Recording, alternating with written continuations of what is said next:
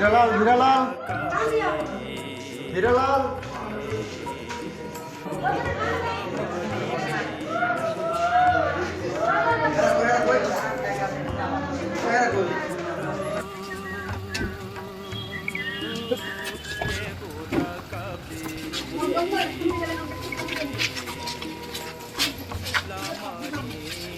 পুরা না ভাই কেউ নাই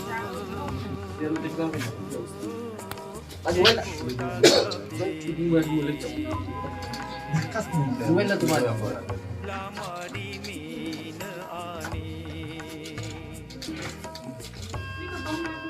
কি বলবেন দিদি আজকের এই 2023-এর আজকে প্রথম দিন আমাদের রাজ্যের জন্য একটা খুব বিষাদের খবর।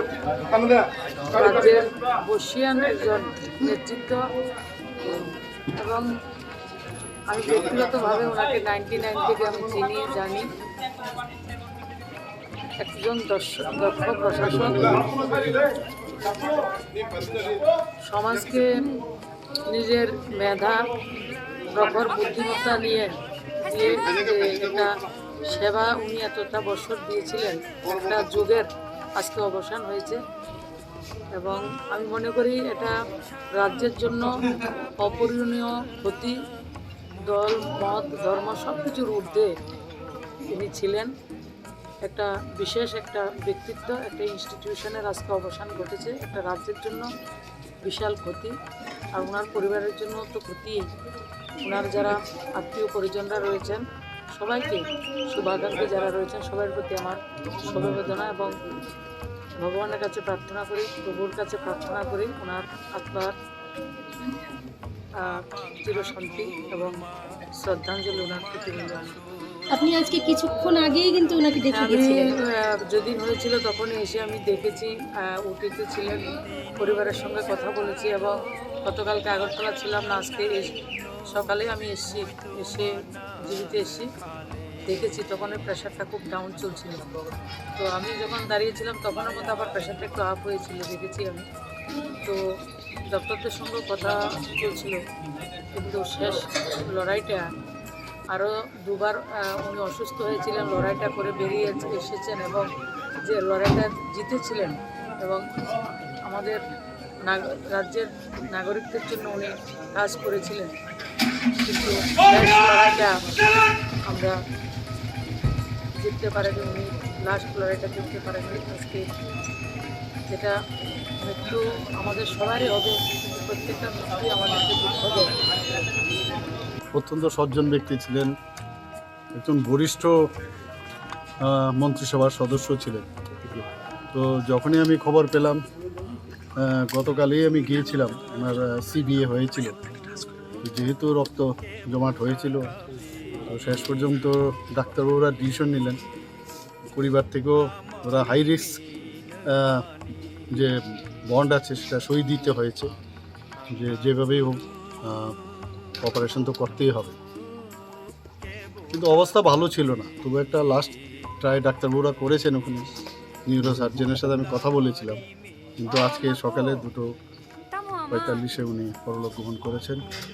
তো আমাদের জন্য এটা একটা বিশেষ মানে এটা স্যাড নিউজ আমাদের জন্য, সবার জন্য, সমস্ত ত্রিপুরাবাসী, জাতি জনজাতির নেতা হিসাবে যদি কেউ জানে সেটা হচ্ছে এনসি দেববর্মা। আমাদের অ্যালায়েন্স পার্টনারের আইপিএফটির উনি প্রেসিডেন্টও ছিলেন। তো আমরা একজন নেতৃত্বকে আমরা হারালাম এবং সে যে একটা গ্যাপ হলো, একটা শূন্যস্থান পূরণ হবার নয়, আগামী দিন কে পূরণ করবে আমি জানি না। ত্রিপুরার জন্য একটা বিরাট ক্ষতি হয়ে গেল।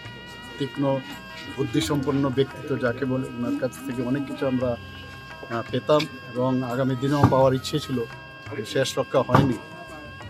তো ওনার যে আত্মার সদ্গতি কামনা করছি, পরিবর্তনের সাথে কথা বলেছি, ওনাদের প্রতি আমার সমবেদনা রইল এবং আমরা 3 দিনের বা স্টেট মর্ন ঘোষণা করেছি।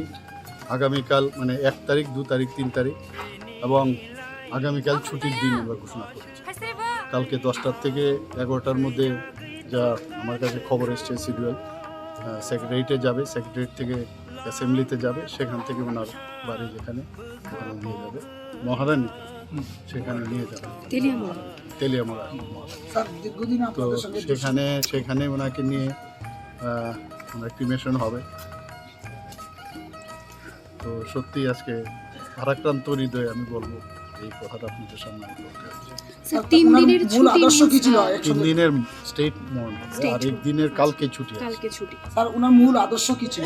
ওনাদের তো একটা আলাদা ডিমান্ড ছিল, কিন্তু ডিমান্ডটা সরিয়ে উনি যে কমন যে মিনিমাম প্রোগ্রাম যেটা ছিল সবার জন্য, সবাই সেই দিকে উনি বলছিলেন যে তাতেও আমরা সামনের দিকে এগিয়ে যাবো। ভালোই চলছিল, প্রায় 5 বছর হতে চললো আমাদের মন্ত্রিসভা এবং বরিষ্ঠ মন্ত্রিসভার সদস্য। তো বললাম ওনার যে চেয়ার সেটা পুরো নবান্ন, তো ওনার যে আদর্শ সেটা আগামী দিন ওনাদের যে পার্টির লোক আছে বা আমরাও সেই আদর্শকে সামনে রেখে নিশ্চয়ই আমরা সামনে এগিয়ে যাব।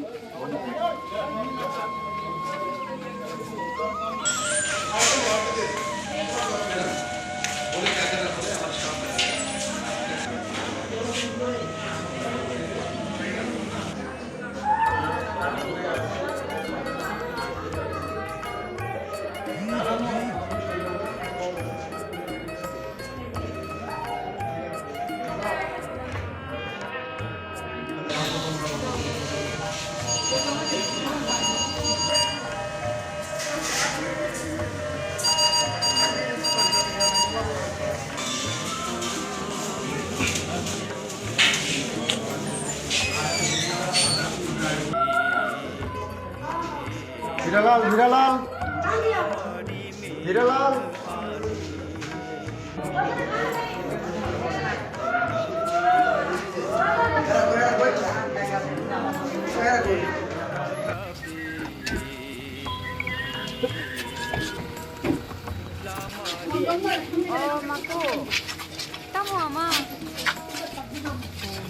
পুরা না যাই